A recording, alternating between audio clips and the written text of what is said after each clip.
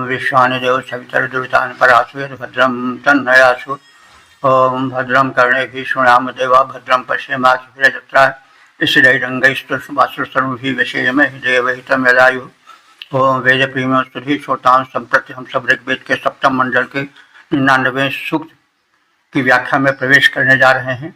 इस मंत्र में 7 छंदों का संकलन है। सभी छंद त्रिष्टुप नामक छंद में निबद्ध हैं। मंत्र दृष्टा वशिष्ठ मैत्रा वरुण देवता इंद्र विष्णु। शीर्षक है विष्णु की व्याप्तता। अब संबंधित मंत्र का सर्वप्रथम सस्वर पाठ हो जाए। परोमात्रजा तन्वा प्रधाननते महित्वमन्वष्टवन्दे उभेदे विद्मनजसे पृथिव्या विष्णो देवत्तं परमस्य वित्से। इस प्रथम मंत्र में विष्णु की व्यापकता का कथन है। विष्णु का शब्दार्थ होता है व्यापक। विष्णु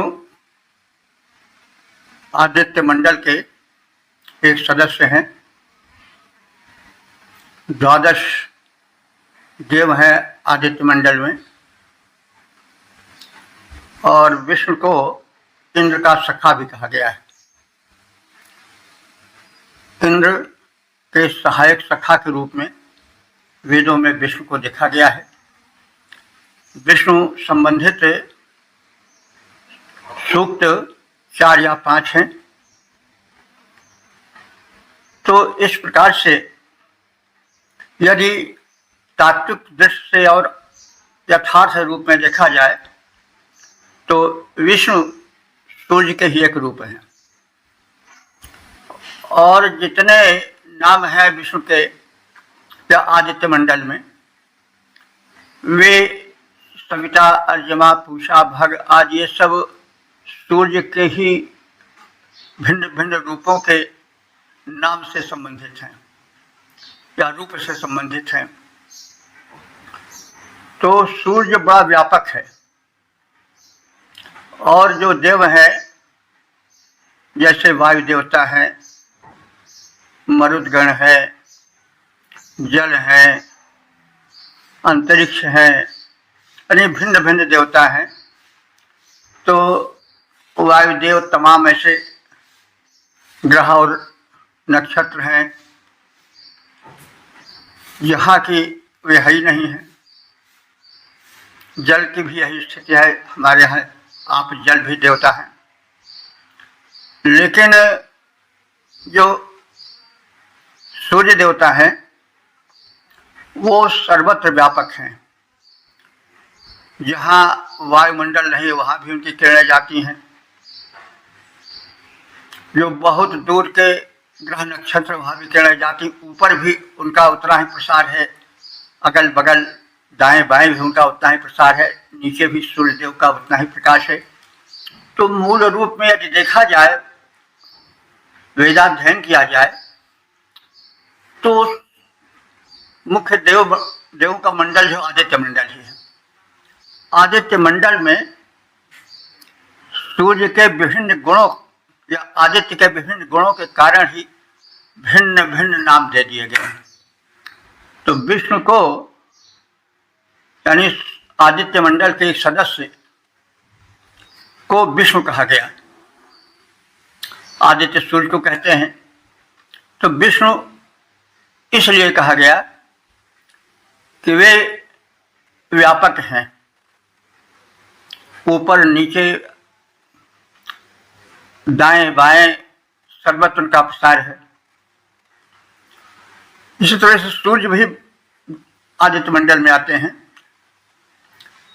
वो सूर्य कर्म सूर्य कर्मों में लगाते हैं, इसलिए सूर्य हैं। तो विष्णु अपने व्यापकता के कारण विष्णु कहे जाते हैं। वास्तव में सब आदित्य यानी सूर्य ही के भिन्न भिन्न रूप हैं, लेकिन किन्हीं कारणों से जो ये विष्णु है यही ज़्यादा बढ़े बाद में। यद्यपि ऋग्वेद में विष्णु को इंद्र का सखा सहायक कहा गया है, उपेंद्र कहा गया है। लेकिन समय के उलट फेर में जो इंद्र थे वे दबते गए। इसका कारण भी मैंने कहीं बताया होगा अवश्य। और विष्णु व्यापक स्थान प्राप्त करते गए। तो इस मंत्र में आदित्य मंडल के सदस्य सूर्य, जिनका कि नाम विष्णु उनके गुण की व्यापकता के कारण दिया गया है, उनकी व्यापकता का कथन है। तो परह मात्रया तन्वा वृधानः विष्णु, विष्णु हे विष्णु, अपने श्रेष्ठ शरीर से तुम बढ़ने वाले हो। तो परह मात्रया माने अपने अत्यंत विस्तृत मात्रा से, तन्वा माने तन से, शरीर से, तुम वृधाना बढ़ते रहते हो। क्या मतलब? सूर्य या विष्णु का एक शरीर माना जाए। विष्णु और सूर्य में अभी एकता देखी जा रही है। तो विष्णु व्यापक है तो सूर्य बड़ा व्यापक है, किरणें चारों ओर जाती हैं और ऊर्ध्वलोक में, अधोलोक में और सभी लोकों में उनकी किरणें पहुंचती हैं। इसलिए वे व्यापक हैं। उनका शरीर बढ़ता रहता है, यानी बढ़ने का मतलब हुआ कि उससे किरणें निकलने लगती हैं और वो चारों ओर फैल जाती हैं। इसीलिए वे विष्णु है। तो ते महित्वम न अनु अश्नुवंती, तुम्हारी महिमा को कोई जान नहीं सकता है। अश्नुवंती जान सकना, पचा सकना।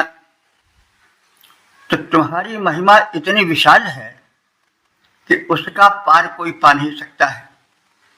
ते उभय पृथिव्याः रुचि विद्म, तुम्हारे दोनों लोक पृथ्वी और अंतरिक्ष को हम जानते हैं। यानी हमें यह परिज्ञान है कि तुम पृथ्वी में भी और रोदसी माने द्युलोक में और भूलोक में विद्यमान हो, ऐसा हम जानते हैं। देव हे देव विष्णु, तुम परमस्य विश्वे, तुम परम धाम को भी जानते हो। यानी तुम्हारा ज्ञान भी इतना विस्तृत है कि परम धाम क्या है इसे भी तुम विश्व माने जानते हो। हे अपने श्रेष्ठ शरीर से बढ़ने वाले विष्णुदेव, तुम्हारी महिमा को कोई जान नहीं सकता है। हम तो केवल पृथ्वी और अंतरिक्ष लोक को ही जानते हैं, इससे अधिक हमारा ज्ञान नहीं है। उन दोनों लोकों से परे कौन सा लोक है, इसका परिज्ञान हमें नहीं है। परंतु तुम तो उस परम लोक को भी जानते हो जहां तक हमारा ज्ञान नहीं जा पाता है। यानी विष्णु की व्यापकता इतनी है कि जिज्ञासु वहां तक नहीं पहुंच पाता है। यह जानिए कि विष्णु का अर्थ ही होता है व्यापक, देव। तो व्यापकता क्या है इसको भी हमने पहले प्रारंभ में बताने की चेष्टा की।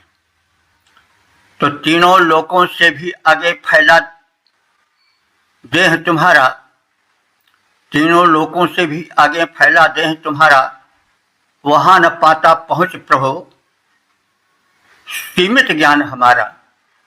पृथ्वी अंतरिक्ष तक ही हम लोग जान पाए हैं, उसके परे और क्या कुछ है नहीं जान पाए हैं।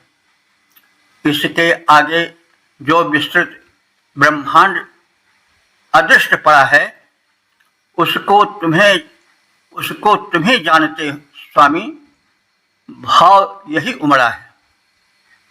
ओम 799 मंत्र दृष्टारिश वशिष्ठ मैत्रा वरुण, देवता विष्णु, छंद त्रिष्टुप, शीर्षक अनंत महिमा मंडित विष्णु। अब संबंधित मंत्र का सर्वप्रथम सस्वर पाठ हो जाए।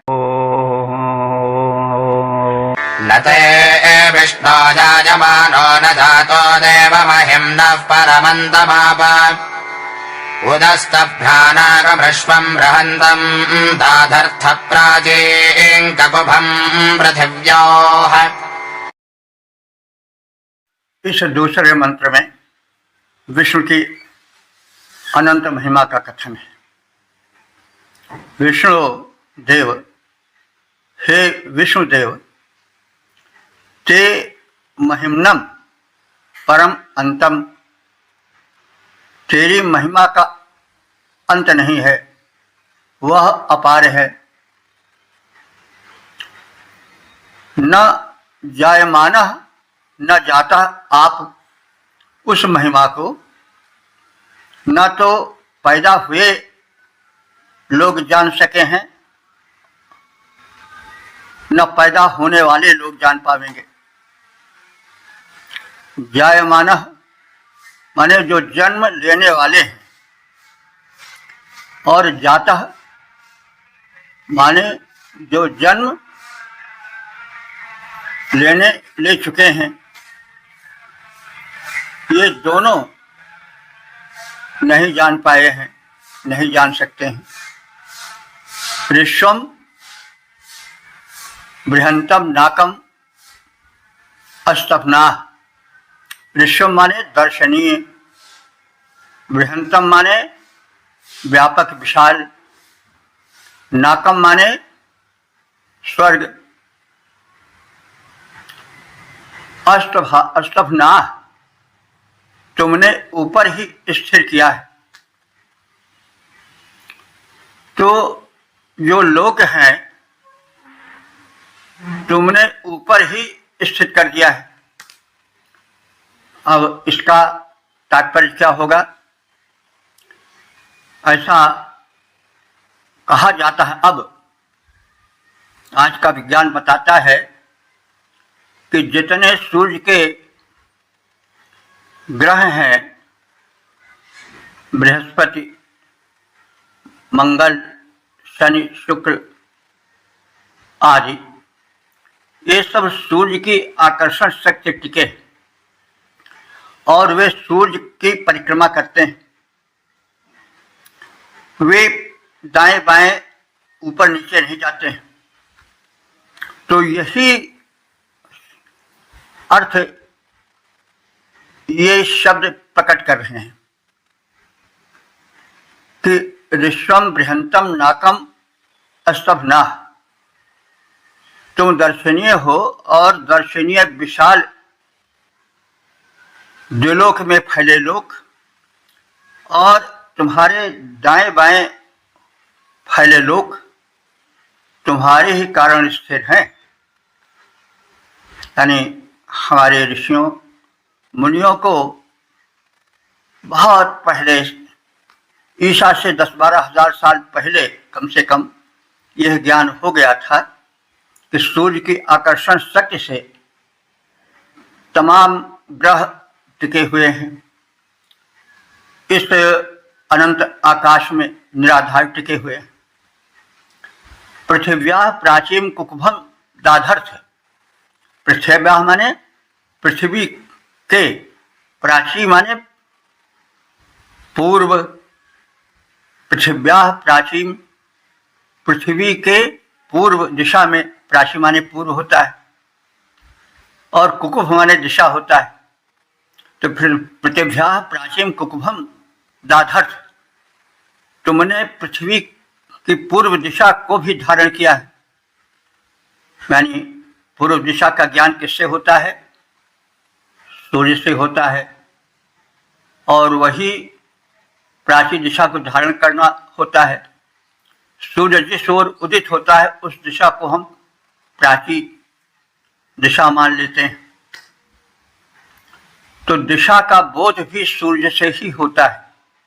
इसलिए कहा गया है कि पृथिव्या प्राचीन कुकुभम दाधर्थ, तुमने पृथ्वी की पूर्व दिशा को भी धारण किया है। यानी तुम्हारे ही कारण संसार पूर्व दिशा का ज्ञान कर पाता है कि सूर्योदय जिस दिशा से होता है पूर्व दिशा है, और फिर उसी से और अन्य दिशाएं भी निश्चित की जाती हैं, जानी जाती हैं। तो हे विष्णुदेव, जो लोग जन्म ले चुके हैं तथा जो जन्म लेंगे वे दोनों ही तुम्हारी अंतहीन महिमा को जानने में सक्षम नहीं है। यानी भूत और वर्तमान तुम्हारी महिमा जान नहीं सका है। दर्शनीय विराट द्युलोक को तुमने ऊपर ही स्थिर कर रखा है, अर्थात तुम्हारी आकर्षण शक्ति से जो भिन्न भिन्न तुम्हारे परिवार के बृहस्पति, शुक्र, शनि आदि ग्रह हैं वो टिके हुए हैं, तो वही तुम्हारा धारण करना हुआ। दर्शनीय विराट द्युलोक को तुमने ऊपर ही स्थिर कर रखा है। सूर्य की आकर्षण शक्ति का कथन है। तुमने पृथ्वी की पूर्व दिशा को भी धारण कर रखा है, अर्थात पूर्व दिशा का परिज्ञान भी तुम्हारे ही कारण हो पाता है। जन्मे और अजन्मों दोनों महिमा जान न पाए, अंतहीन महिमा का कोई पार न अब तक पाए। दिव्य विराट द्युलोक ऊर्ध्व में उसको तुम ही टिकाए, पूर्व दिशा को धारण कर तुम ही यों शोभा पाए। ओम 799-3 मंत्र दशार्षित वशिष्ठ मैत्रावरुण छंद तृष्टु देवता विष्णु शीर्षक स्थिरता प्रदायक विष्णु। अब संबंधित मंत्र का सर्वप्रथम सस्वर पाठ हो जाए। इरावतीथे नमतेः भूतं सोऽजवसिने मनुषे दशस्य व्यस्तभ्रारोदसे विष्णवेते दाधर्थ पृथिवी बभितो मयोखैः। इस तीसरे मंत्र में यह कथित है कि प्राणी जगत पर द्यावा पृथ्वी के कितने उपकार हैं और विश्व के कितने उपकार हैं। तो रोदसी माने हे द्यावा पृथ्वी, हे द्युलोक और भूलोक। मनुष्य दशस्या मानव हित की इच्छा से, मनुष्य दशस्या मानव हित की इच्छा से तुमने हे पृथ्वी देवी और हे आकाश देव, तुमने इरावती, धेनुमती, सुयोषिनी अकरोत, तुमने प्राणियों के लिए इरावती अन्न उपजा करके उनके लिए खाद्यान्न प्रस्तुत किया। पृथ्वी पर ही अन्न उपजता है और द्युलोक से वे तत्व आते हैं जो कि अन्न में पौष्टिकता भर देते हैं, फलों में पौष्टिकता भर देते हैं। इस चीज़ को हम कई बार कह चुके हैं कि भूलोक से वे तत्व आते हैं जो कि अन्नों में पोषकत्व भर देते हैं, तरह तरह के विटामिन, प्रोटीन आदि के तत्व भर देते हैं, और पृथ्वी से अंकुरित होकर के वो बड़े वृक्ष बन जाते हैं या फसलें बन जाती हैं। तो द्यावा पृथ्वी प्राणी मात्र का कल्याण, इरावती यानी अन्न वाली होकर के, और धेनुमती माने गोधन वाली हो करके, सुयवसिनी माने यव कहते हैं अन्न को।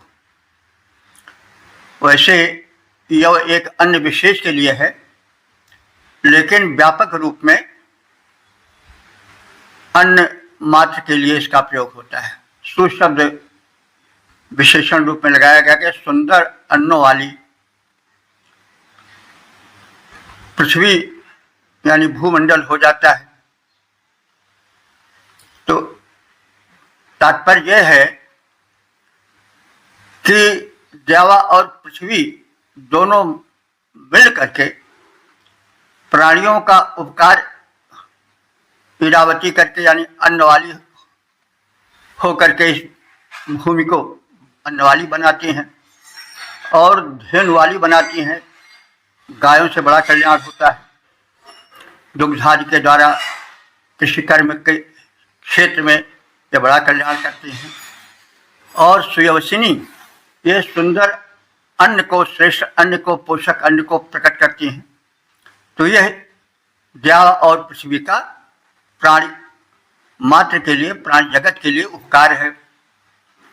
तो इसीलिए कहा गया है कि हे देवा पृथ्वी, मनुष्य यशस्या मानव हित की इच्छा धारण किए हुए तुम दोनों इस पृथ्वी को, इस भूमि को ईरावती यानी अन्नों वाली, धेनुमती माने गायों वाली और सुयवसिनी माने सुंदर पौष्टिक अन्नों वाली करते हो देवा पृथ्वी। अब तो स्पष्ट हो गया होगा अर्थ, कैसे देवा यानी आकाश द्विलोक पृथ्वी को अन्न और पोषक तत्वों से युक्त करता है और कैसे पृथ्वी करती है। और विष्णु, अब विष्णु का उपकार कहा जा रहा है। हे विष्णु देव, एते रोदसी भी अस्तभना, तुमने एते रोदसी, देखिए रोदसी शब्द प्रायः आता है और हम व्याख्यात भी करते चलते हैं। रोदसी द्युलोक और भूलोक दोनों का अर्थ अपने में समेटे रहती है। जैसे दंपति में स्त्री पुरुष दोनों आ जाते हैं, वैसे रोदसी में परिज्ञान हो जाता है द्युलोक का और भूलोक का। एक ही शब्द में दो अर्थ समाये हैं। तो एते रोदसी, ये द्युलोक तथा भूलोक को हे विष्णु तुम ही धारण करते हो। पहले महिमा बताई गई द्युलोक की, भूलोक की, लेकिन इन दोनों लोकों को धारण करने वाला कौन है? विष्णु। तो विष्णु की महत्ता हो गई, क्योंकि द्युलोक और भूलोक बताए गए वस्तुओं से जीव जगत के साथ उपकार करते हैं। और ऐसे देवा और पृथ्वी को धारण कौन करते हैं? विष्णु, व्यापक देवता, जो अपनी व्यापकता के कारण विष्णु कहे जाते हैं। एते रोदसी भी अस्तभनाम, और इन विष्णु ने द्युलोक तथा भूलोक को धारण किया है। तो विष्णु अपनी व्यापकता से द्युलोक और भूलोक दोनों का जीवन चलाते हैं।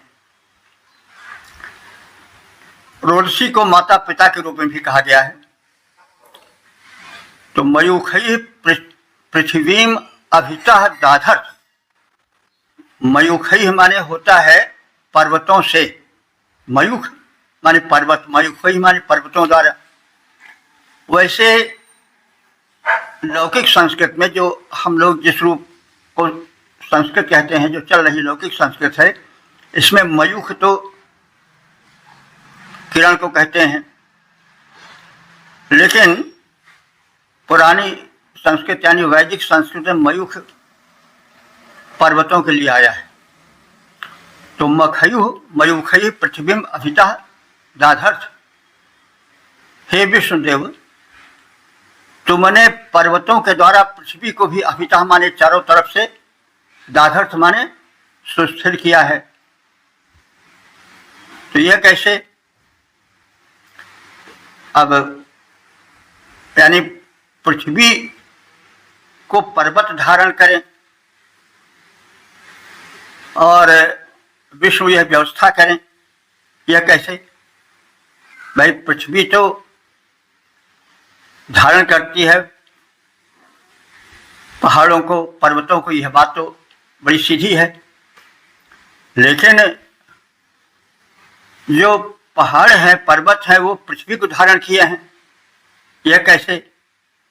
और उसको विष्णु देव जो हैं वो व्यवस्थित किए हैं। तो इसके पीछे हमें एक पौराणिक मान्यता अथवा लोक प्रचलित काव्यमय मान्यता को देखना पड़ेगा। तो भूधर कहा जाता है पहाड़ों को, यह तो सभी लोग जानते हैं। तो भूमिम धरति भूधरा, जो भूमि को धारण करे वो भूधर है, या महीधर, दोनों शब्द आते हैं पर्वतों के लिए, इसलिए कि वो पृथ्वी को धारण किए हैं। तो काव्यमयी मान्यता कहें या पौराणिक मान्यता कहें, यह भी है कि जैसे किसी खूंटी पर कोई जो है वो शिखा रूप में लटका दे कुछ, या कोई सामान किसी बड़े रस्से पर टांग दे, तो वैसे ही पहाड़ जो हैं उन पर पृथ्वी टंगी हुई है। पहाड़ हैं और जैसे मोटी रस्सी पर कोई चीज लटका दी जाए, उसके सहारे वो टिका रहे। जैसे शिकार पर कोई वो जिसमें दूध दही लटकाए जाते हैं, तो पात्र रख दिया जाता है तो वो शिकार उसको संभाले रहता है। तो वैसे जो पर्वत हैं वे पृथ्वी को टांगे हुए हैं और उन पर्वतों का आधार लेकर पृथ्वी निराधार टिकी हुई है। तो यह वैज्ञानिक सत्य तो नहीं है, लेकिन काव्यात्मक सत्य है, जिसका कि विस्तार पुराण आदि में भी हुआ है। भूधर महीधर शब्द यह बताता भी है। तो हे देवा पृथ्वी, मनुष्यों के हितार्थ तुम दोनों अन्नों और गायों से जीव जगत के हित में उन्हें परिपूरित करते हो, यानी जीव जगत के हित में तुम हे देवा पृथ्वी दोनों मिलकर पृथ्वी के निवासी जीव जगत के लिए अन्न धन और गोधन का प्रबंधन करते हो। और हे विष्णुदेव, तुमने द्युलोक और भूलोक को भी स्थिरता प्रदान की है, इसलिए तुम्हारी महत्ता उनसे बढ़कर है। तथा पर्वतों से पृथ्वी को सुस्थिर किया है। अभी बता चुके हैं कि महीधर है, वे पृथ्वी को धारण किए रहते हैं। तो जन हितार्थ अवनि अंबर पूरित अन्नों गायों द्वारा विष्णुदेव तुमने द्युलोक भूलोक कर दिया सुस्थिर। सारा पर्वत मंडल का तेरे द्वारा हे भगवान विस्तार हुआ, जो कि धरा के सुस्थिर रहने का सशक्त आधार हुआ। ओम 799 मंत्र दष्टाशीष वशिष्ठ मैत्रा वरुण छंद तुष्टु देवता इंद्र विष्णु शीर्षक इंद्र विष्णु की महिमा। अब संबंधित मंत्र का सर्वप्रथम सस्वर पाठ हो जाए। वरञ्जज्ञाय चक्रधरलोकं जनयन् दासोऽर्घ्यमुषा समग्नम् दासस्य जत्प्रशशिप्रस्य भाजा जग्धर्नरा प्रधनाज्येषु। इस चौथे मंत्र में यह बताया गया है कि इंद्र और विष्णु देवों ने इस पृथ्वी को यज्ञ के अनुकूल बनाया। यज्ञो श्रेष्ठतमं कर्म, इस कथन के अनुसार जितने श्रेष्ठतम कर्म हैं वे सब यज्ञ रूप हैं। तो पृथ्वी को विस्तृत किया किसने? इंद्र और विष्णु ने। किस प्रयोजन से विस्तृत किया? याज्ञिक प्रयोजन से। तो यज्ञ हो सके जगह जगह पर, इसलिए विशाल पृथ्वी बनाया। और कर्म भांति भांति के हो सकें, इसलिए इन देवद्वय ने विशाल पृथ्वी को बनाया। यह बहुत बड़ा कल्याण किया लोक के साथ। तो याज्ञिक प्रयोजन से श्रेष्ठ कर्म हो सके विस्तृत रूप से, इसलिए पृथ्वी को विस्तृत बनाया।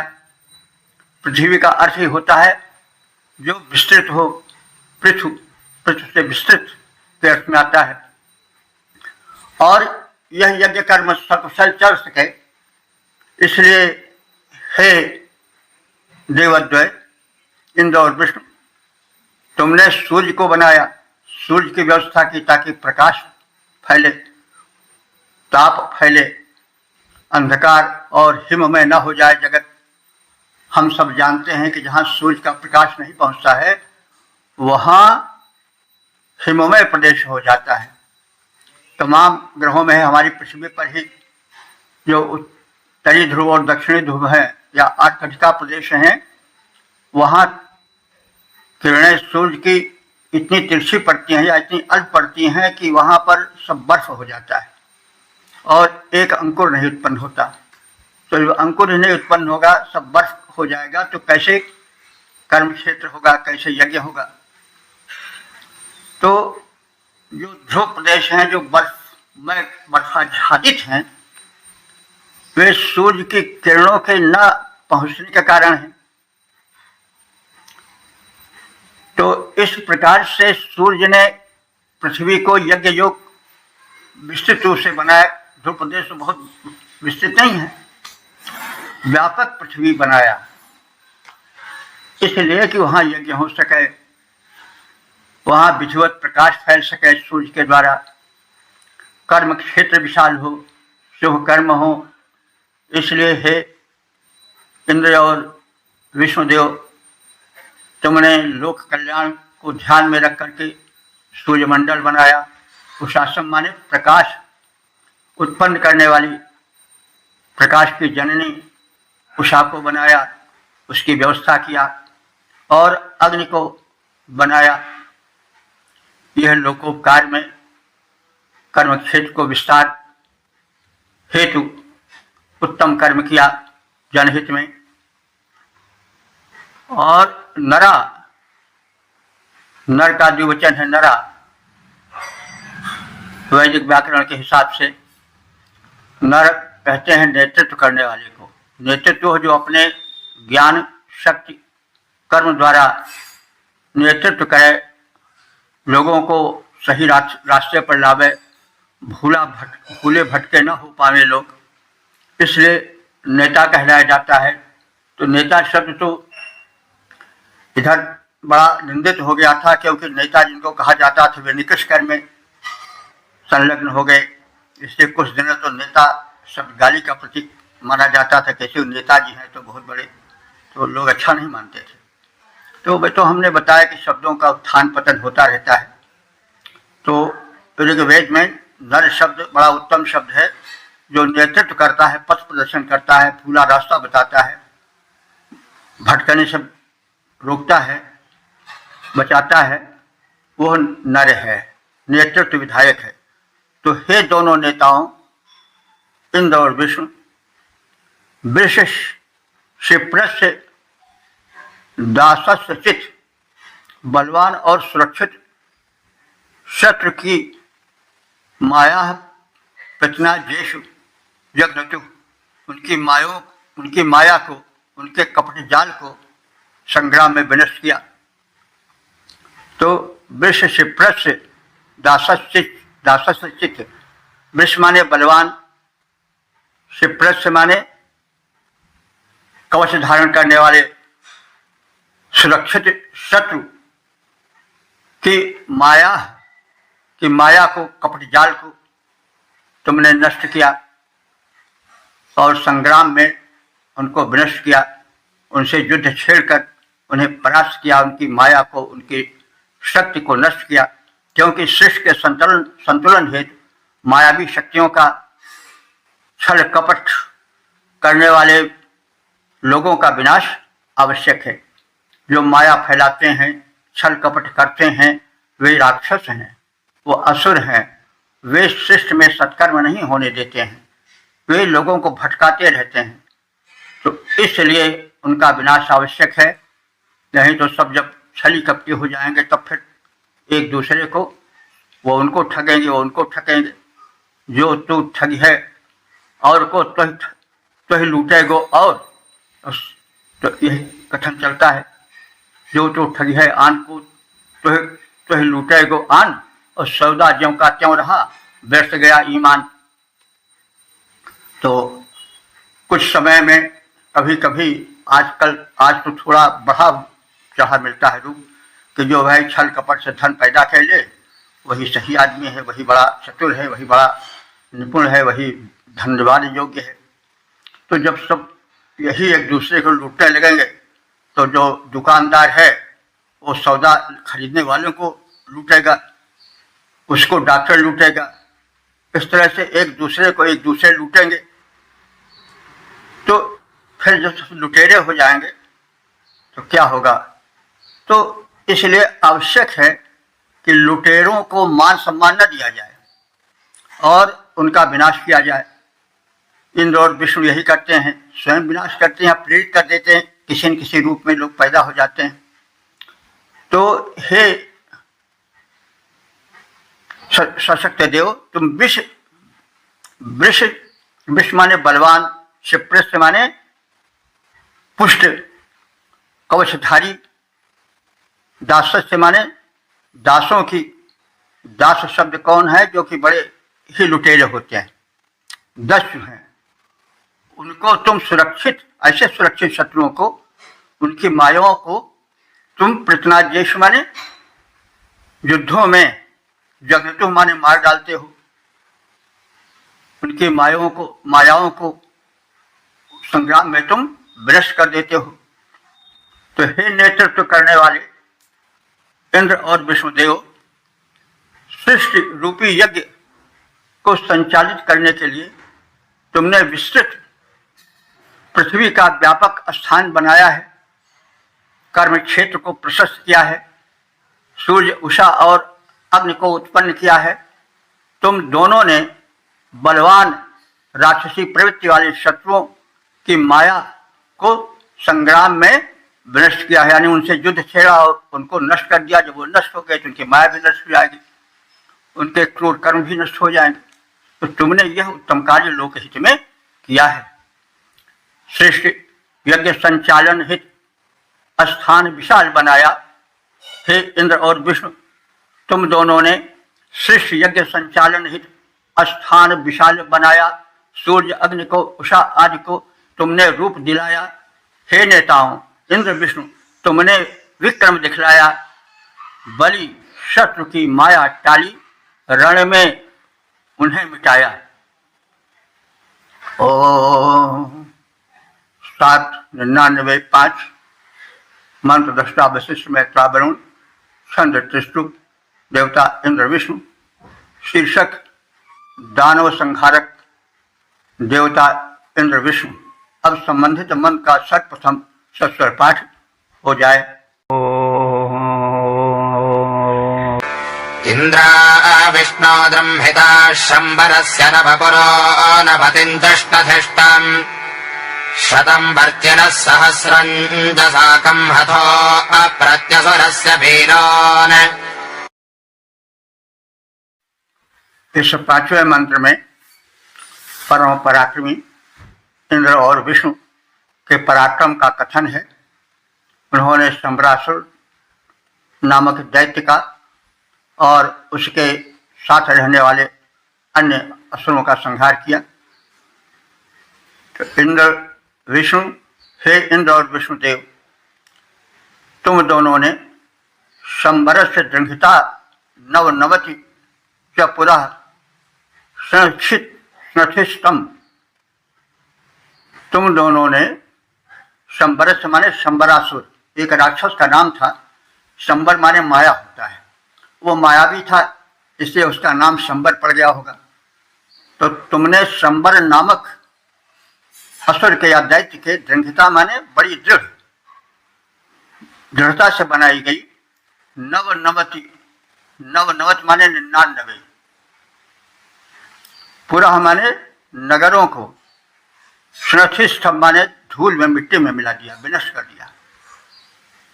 वर्षिना असुर से, और वर्षि नाम के असुर के शत सहस्रम चा वीरान, शत माने सैकड़ों हजारों यानी अनेक वीर सैनिकों को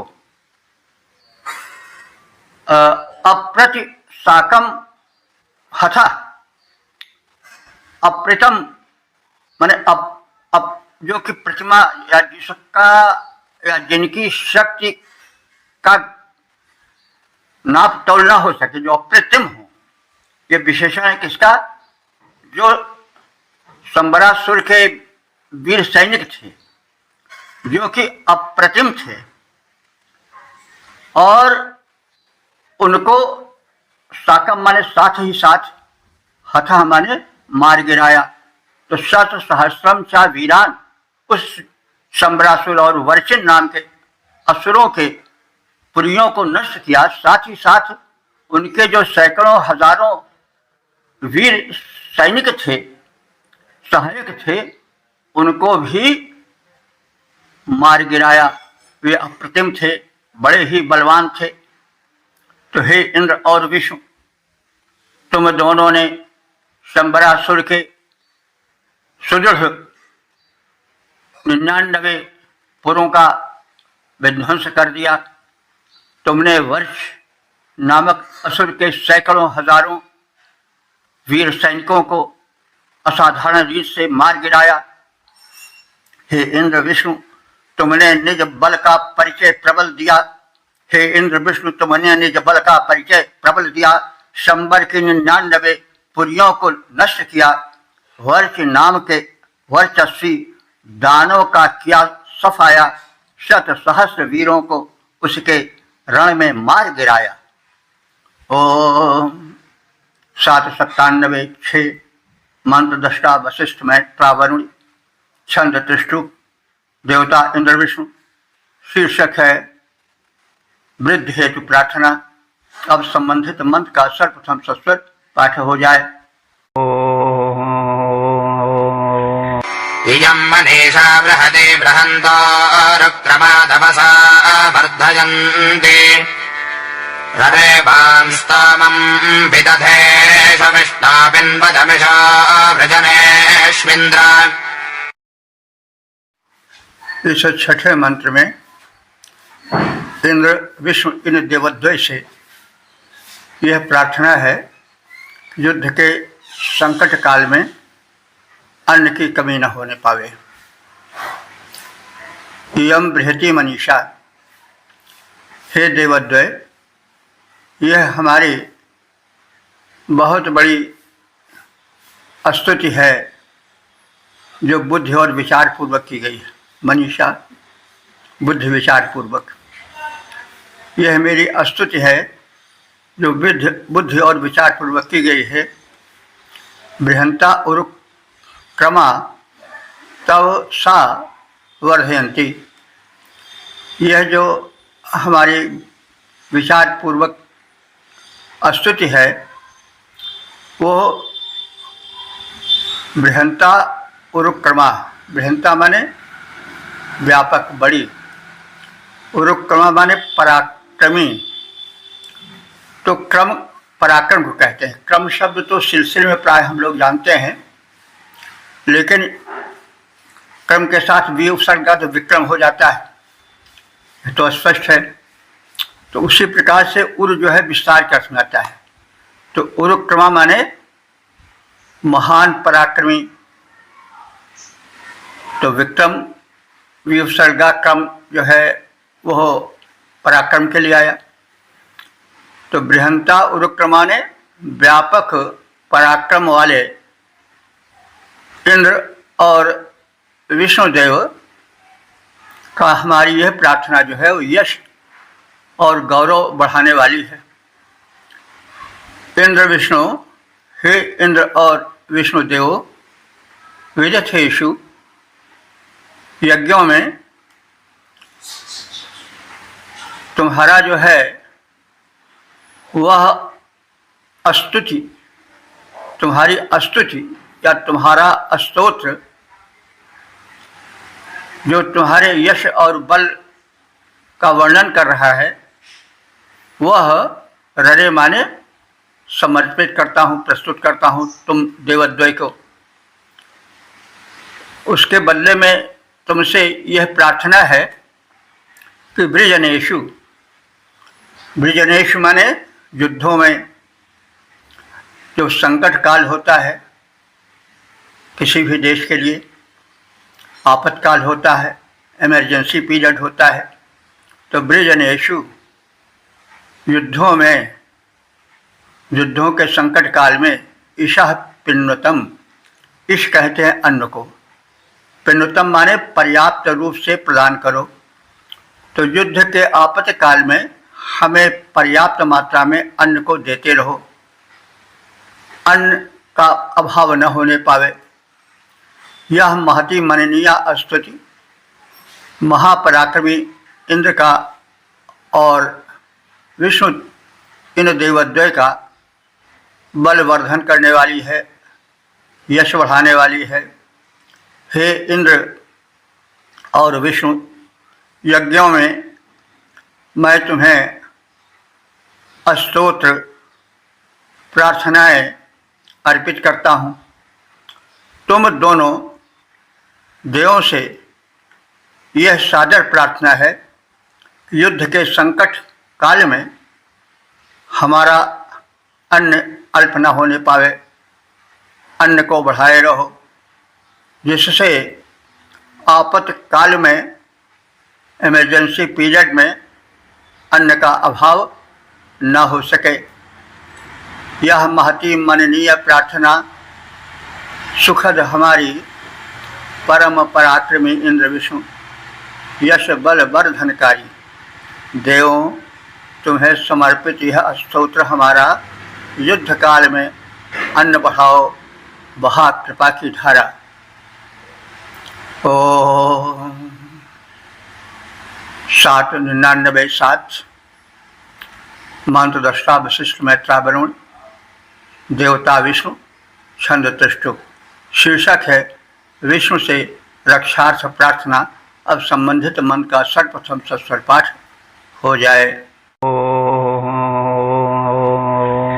वषट्ते विष्णवास आगृणाभि तन्मे जुषस्तजुभिष्टहव्यम् वर्धन् दत्त्वा सुष्ठुतजो गिरो मेजोजम्बाद स्वस्तिभिः सदा नः। इस 7वें मंत्र में विष्णु देवता से आहुति ग्रहण और संरक्षण की प्रार्थना की गई। हे विष्णुदेव, मैं स्तुति गान पूर्वक तुम्हारे निमित्त वखटकार स्वाहोच्चार के साथ हविष्यान्न समर्पित करता हूँ। हे तेजोमय देव, मेरे द्वारा प्रदत्त हव्यान्न कृपया स्वीकार करो।